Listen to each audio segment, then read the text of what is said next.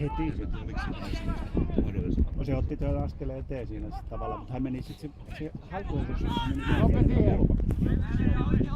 Tuva oli. On se hyviä palautteja. Rope siihen mukaan. Mä katsoin vähän aikaa, mutta se oli niin tylsä Chelsea Arsenal-peli, kun ne voitti Pusnalla. Joo, me just näki sen 6. maalin ja sitten pistettiin telkkariin kiinni.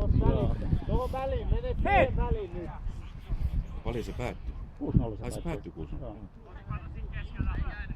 Mä avasin se 5-0, harmitti se 6. Mä avasin se jotain 20 minuuttia, kun oli pelattu ja se oli 3-0 silloin jo. Se oli ensimmäisessä vartissa ohi.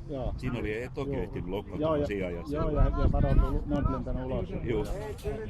Joo, kun mä tulin, oikeesti mä tultiin varmaan kahvit pihalle, kun oli mennyt lämmin joka päivä. Mä tulin tämän kevään toisen kerran pihalle.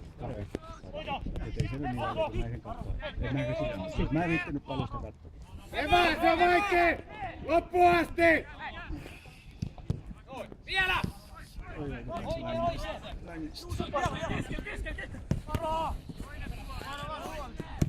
Siihen!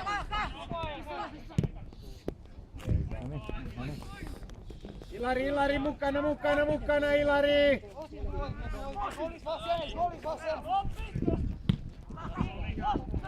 Vielä!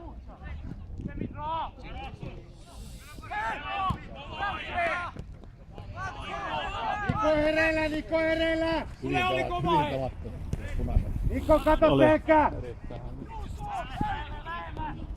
Osku kiire on, Osku! Vilponen keli. Viimeksi muistakki oltiin, mä muistin silloin, nyt mä